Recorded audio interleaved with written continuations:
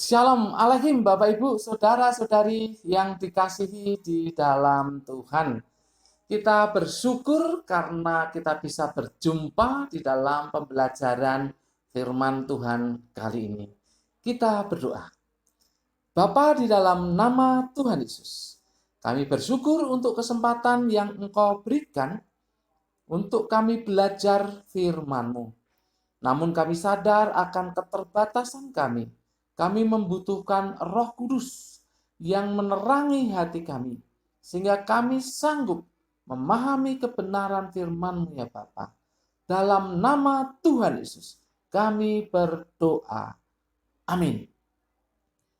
Bapak Ibu, Saudara-saudari yang dikasihi dalam Tuhan, hari ini Kamis 22 April 2021, kita akan belajar dari Matius pasal yang ke-23 ayat 5-8. Matius pasal yang ke-23 ayat 5-8. Judulnya adalah Maksud si penguasa kursi Musa. Maksud si penguasa kursi Musa.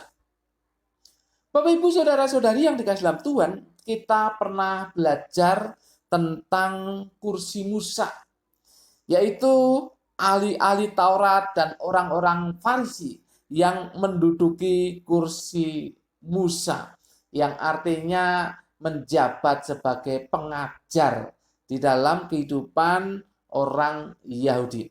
Nah, kali ini kita akan belajar mengenai maksud dan tujuan dari apa yang dilakukan oleh mereka, oleh ahli-ahli Taurat dan orang-orang Farisi, oleh penguasa kursi Musa tersebut dalam kehidupan di hadapan orang-orang Yahudi.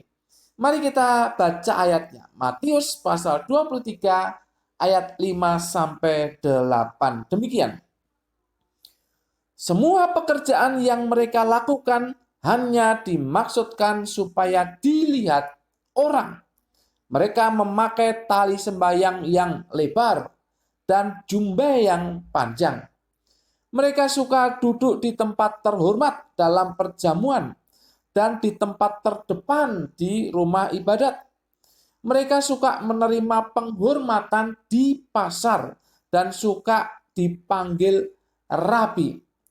Tetapi kamu, janganlah kamu disebut rabi, karena hanya satu rabimu, dan kamu semua adalah saudara.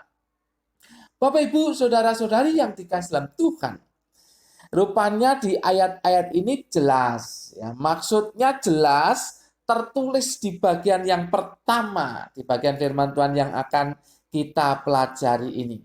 Jadi maksud, tujuan dari si penguasa kursi Musa dengan apa yang dilakukan langsung ditulis di bagian firman Tuhan di awal bagian yang akan kita pelajari ini.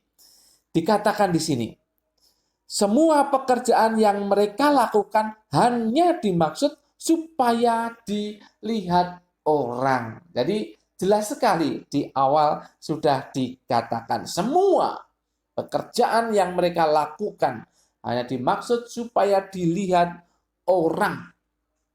Ada kata pekerjaan di sini. Pekerjaan di dalam bahasa Yunani dipakai kata ergon. Kata ergon. Memang kata ergon ini terutama menunjuk kepada pekerjaan. Tetapi juga menunjuk kepada aktivitas. Jadi selain pekerjaan, yang dimaksud di sini adalah aktivitas. Jadi kalau dikatakan semua pekerjaan, bisa juga diartikan semua aktivitas. Semua aktivitas yang dilakukan oleh si penguasa kursi Musa hanya untuk dilihat orang. Ahli Alkitab bernama John Gill menyebutkan bahwa yang dimaksud aktivitas atau pekerjaan atau ergon ini meliputi doa, meliputi puasa, dan meliputi amal. Jadi doa, puasa, dan amal yang dilakukan oleh si penguasa kursi Musa ini hanya untuk dilihat orang. Kalau di dalam GVB Commentary itu mengarah kepada kebaikan. Jadi pekerjaan ergon yang dimaksud adalah kebaikan-kebaikan dan semangat. Semangat untuk menunjukkan itu ya, semangat. Itu yang dimaksud di dalam GVB Commentary. Jadi menarik. Baik doa, puasa, amal, kebaikan, semangat mereka itu hanya supaya dilihat orang. Jadi itu untuk pamer saja. Pamer saja. Jadi maksud si penguasa kursi Musa dengan segala aktivitasnya yang saya sebut tadi, doa, puasa, amal, kebaikan, dan semangat hidupnya, itu hanyalah supaya dilihat oleh orang lain. Tuhan Yesus memberikan contoh di dalam bagian firman Tuhan ini. Contoh yang pertama mengenai tali sembayang. Tali sembayang. Dikatakan mereka memakai tali sembayang yang lebar. Tali sembayang.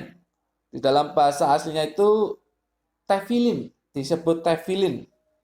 Ini sama artinya dengan filakteris. Tefilin itu sama artinya dengan filakteris. Yaitu berupa tali dan kotak. Bapak Ibu bisa lihat di foto yang saya pampang di situ, itu kotak ya, kotak yang disambung dengan tali. Itu namanya tali sembayang. Jadi tali sembayang tuh meliputi yaitu talinya dan juga kotaknya. Dipakai di dahi, perhatikan itu. Dipakai di dahi dan dipakai di lengan. Dipakai di dahi dan dipakai di lengan. Jadi tali sembayang itu penggunaannya seperti itu. Ini sebetulnya sesuai dengan perintah. Mari kita membaca Keluaran pasal yang ke-13 ayat yang ke-16. Keluaran pasal yang ke-13 ayat yang ke-16 saya bacakan. Hal itu harus menjadi tanda pada, perhatikan, tanganmu dan menjadi lambang di dahimu. Sebab dengan kekuatan tangannya, Tuhan membawa kita keluar dari Mesir. Jadi untuk tanda ya di tangannya dan di dahinya. Makanya orang Yahudi menggunakan tali sembayang itu diikatkan di dahi, itu kotak itu, dan juga di lengannya. Itu karena sesuai dengan perintah Tuhan. Perintah Tuhan juga diulangi dalam Ulangan 11 ayat 18. Bapak Ibu bisa baca sendiri. Ulangan 11 ayat 18. Nah, kotak yang ditaruh di dahi dan di lengan itu di dalamnya itu ada gulungan kertas yang adalah ayat firman Tuhan. Jadi di dalam kotak itu bisa dibuka, itu ada gulungan kertas kecil. Itu isinya ayat firman Tuhan, tulisan ayat firman Tuhan. Ada 4 bagian firman Tuhan yang ditaruh di kotak itu, yaitu Keluaran pasal 13 ayat 1 sampai 10. Kemudian Keluaran pasal 13 ayat 11 sampai 16. Kemudian Ulangan pasal 6 ayat 4 sampai 9 dan Ulangan pasal 11 ayat 13 sampai 21. Jadi 4 bagian firman Tuhan itu ditulis di kertas kecil lalu digulung lalu ditaruh di kotak itu, di tali sembayang itu ya, di kotaknya. Bapak Ibu saudara-saudari yang dikasih dalam Tuhan, apa salahnya di situ? Apa salahnya? Toh sesuai dengan perintah Tuhan. Tetapi kalau kita lihat perkataan Tuhan Yesus, mereka memakai tali sembayang yang lebar. Jadi Tidak seperti di foto itu, ada yang lebih lebar. Ada yang lebih lebar. Supaya apa?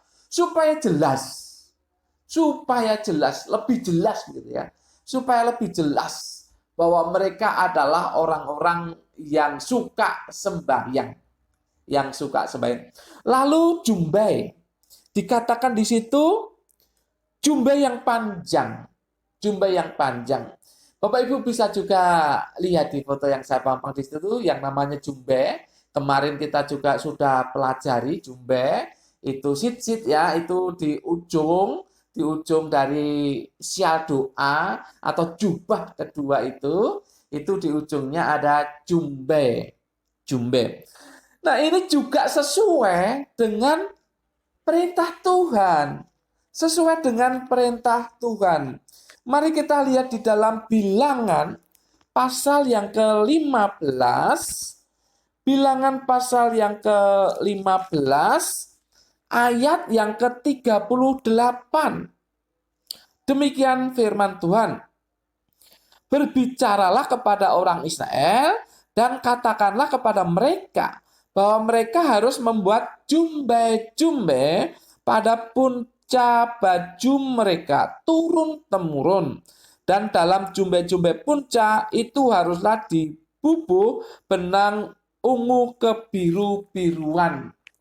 Nah, ini sesuai perintah.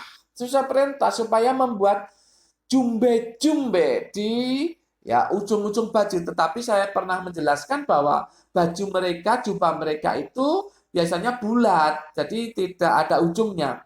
Maka mereka membuat jubah yang kedua itu yang hanya berupa kain persegi panjang itu di ujung-ujungnya kanaf ya, kanafin kalau jamak itu ada jumbe-jumbenya. Tetapi apa yang salah di sini? Apa yang salah? Kita perhatikan.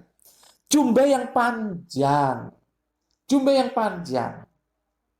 Jadi yang mereka buat, yang mereka pakai, yang si penguasa kursi Musa ini pakai, yang ahli-ahli Taurat dan orang-orang Farisi ini pakai, itu jumbenya panjang-panjang.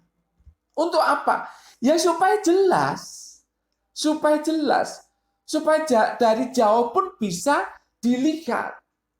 Supaya orang, oh iya mereka adalah orang yang saleh. Itu mereka seperti itu. Supaya jelas. Bapak Ibu saudara-saudari yang dikasih dalam Tuhan. Jadi selain jumbe dan juga tali sembahyang, masih ada lagi yang membuat kita mengerti bagaimana mereka melakukan sesuatu supaya dilihat. Yaitu yang ketiga ini, ya agak kasar saya katakan, gila hormat. Gila hormat. Bapak Ibu perhatikan, mereka suka duduk di tempat terhormat dalam perjamuan. Jadi kalau ada perjamuan kan ada tempat-tempat VIP ya biasa ya, tempat-tempat terhormat untuk orang-orang terhormat. Mereka duduk di sana supaya orang menghormati mereka. Juga duduk terdepan di rumah ibadat. Nah ini agak nggak enak kalau bicara zaman sekarang. Tetapi kan motivasinya berbeda ya. Kalau zaman sekarang kan yang duduk di depan itu kan pendeta-pendeta, hamba Tuhan, pengkhotbah, penatua, majelis ya yang ada di depan. Tapi ini beda ya, beda. Maksudnya beda. Tentunya maksudnya beda pada zaman sekarang. Tapi zaman dulu mereka suka duduk di depan. Nah, kalau kita perhatikan ya cara mereka duduk itu ya supaya kelihatan jelas di hadapan orang lain. Oh, dia datang dalam ibadah. Itu supaya dilihat orang. Kemudian dikatakan mereka suka menerima penghormatan di pasar dan suka dipanggil rabi. Mereka suka menerima penghormatan di pasar. Mungkin orang-orang ya sedikit tunduk kalau ketemu orang Farisi dan ahli Taurat, tunduk begitu ya.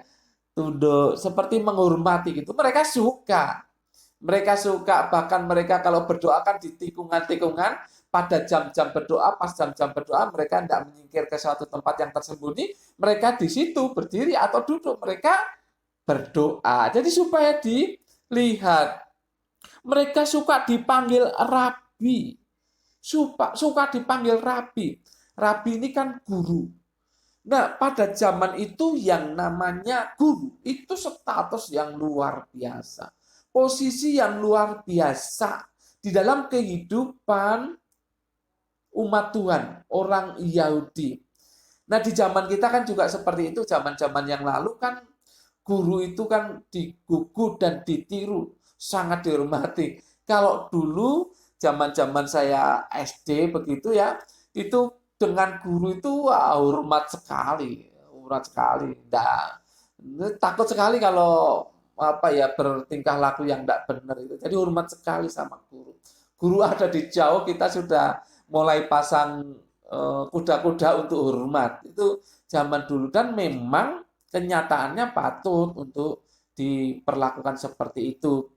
Nah, tetapi di zaman Tuhan Yesus ini yang namanya guru memang terhormat dan mereka berusaha untuk mendapat status itu dan senang sekali kalau mendapat status dan dikatakan rabi gitu ya. Rabi, senang sekali.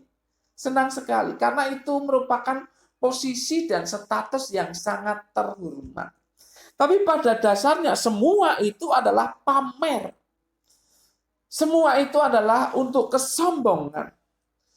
Gila hormat. Ini teguran yang sangat keras dari Tuhan Yesus. Bapak, Ibu, Saudara-saudari yang dikasihi dalam Tuhan, apa yang bisa kita perhatikan dan terapkan dalam kehidupan kita sehari-hari? Ada dua hal. Kita harus tetap melakukan kebaikan dan aktivitas kerohanian. Bukan berarti setelah mendengar firman Tuhan ini, setelah mendengar penjelasan ini, setelah membaca, melihat, memperhatikan contoh buruk dari si penguasa kursi Musa itu, bukan berarti lalu kita berhenti untuk melakukan kebaikan. Lalu kita berhenti untuk melakukan kegiatan kerohanian. Bukan berarti seperti itu. Kita harus tetap berbuat baik. Kita harus tetap melakukan aktivitas kerohanian. Karena apa? Karena itu identitas kita. Nah, kalau kita tidak pernah ke gereja, tidak pernah bersekutu, tidak pernah aktivitas kerohanian, ya apa kita cocok disebut sebagai orang percaya, orang Kristen? Ya tidak cocok. Karena aktivitas kita, identitas kita. Apa yang kita lakukan sebagai orang percaya itu identitas kita. Jadi tetap dilakukan. Demikian juga dengan kasih dan kebaikan itu. Tetap dilakukan. Tetapi yang kedua, milikilah motivasi yang benar, yang tulus. Supaya tidak dilihat orang motivasinya. Tetapi memang kita harus melakukan. Terang kan harus ditunjukkan. Jadi kita berbuat baik aja. Mau dilihat orang, mau tidak peduli. Mau dipuji orang, mau tidak peduli. Mau dihormati orang, atau tidak peduli. Yang penting kita melakukan saja aktivitas kerohanian itu dan juga kebaikan, kasih kepada orang lain. Jadi motivasi itu yang penting. Tuhan pasti tahu motivasi yang ada di dalam diri Anda dan saya ketika melakukan aktivitas kerohanian. Ketika berbuat baik atau menunjukkan kasih kepada sesama. Tuhan tahu.